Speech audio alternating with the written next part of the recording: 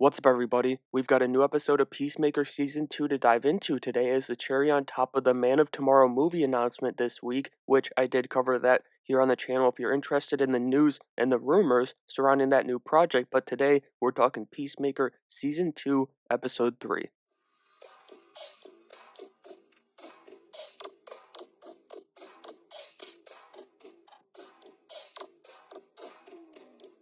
This week's episode got started with a flashback that initially I actually thought was on this alternate Earth, the better dimension that Peacemaker's been going to, but it does seem this is the main timeline just 3 years back. It's revealed that Harcourt was banging Rick Flag Jr. before Waller sent him and Task Force X to Corto Maltese his final mission. But it's interesting to me because, we never really saw her reaction to his death in the movie or really in Peacemaker Season 1, so I'm not sure where this is coming from, if this is something that Gunn's been planning for a while, but I think the wedge now being visible between her and Chris does make it more interesting. Speaking of Peacemaker, he wakes up on the better Earth, and it's baffling to me that he didn't stumble into his dad or his brother getting back to bed in episode 2. He was absolutely obliterated. But John Cena and David Deadman in this universe are so damn good as brothers. I'm feeling like Peacemaker, soaking in all the glory of this perfect Earth while ignoring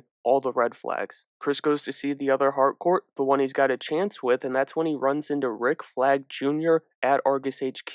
He's still kicking in this dimension, and despite the initial scare he gets, the jump scare and the competition for Harcourt, I do think Peacemaker's definitely glad to see the Colonel again. Jr. seems to be scared of something more than just an ex-boyfriend here, though, at least in my opinion, and as much as I want to ignore it, like I've said, that and the kid crying in that car when she's saying, "I love you, Peacemaker," she starts bawling her eyes out, some major red flags. I know the title of this week's episode was a nod to Rick Flag, but it should have been a nod to red flags, as when Peacemaker's trying to rekindle things with Harcourt 2, the Sons of Liberty attack, and it's time to save the day. Her entire reaction to him doing that is, I think, probably the most telling thing about this universe. I'm at a point where it feels like, this other Peacemaker, the one that died in the cuck, was the same as the one that we saw in the Suicide Squad. Not that it's the same character, but he behaved the same way. In this other Earth, being, an Earth-3, an Earth-X type of place, has allowed him to just thrive that way,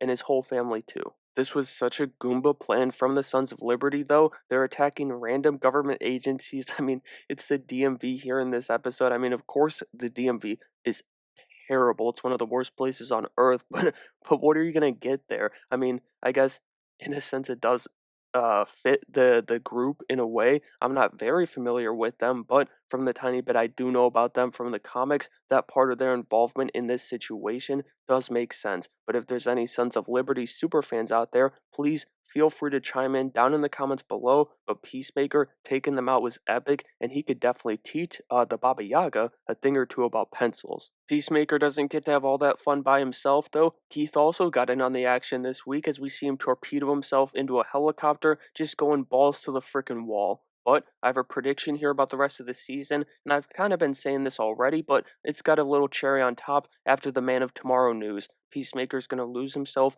in this other dimension between his brother, who he can never see again, and Harcourt, who he just can't have right now, back in the main dimension. He won't be able to balance both dimensions, and he's probably gonna deny every single red flag he sees here too throughout the middle of the season. Then, in the back half, once he's back to make his dimension into the perfect world that he's been seeking, he's going to be captured and bottled up by Brainiac, setting up Man of Tomorrow. Sticking with the show for now, though, I don't want to go off on another tangent about Man of Tomorrow, which I'm so excited about the potential there, and I've got a whole big old video up on the channel for you if you're interested, but the episode closes with a cliffhanger as Peacemaker heads back home and Argus gets ready to raid said home. You've got Judo Master and Red Saint Wild joining the agency after Eagly's attack in last week's episode, and interestingly, still no Rick Flag Sr. in the field, as I think we're seeing, the lasting effects of his run-in with Clayface when he was with the Creature Commandos. Overall, I thought that was a much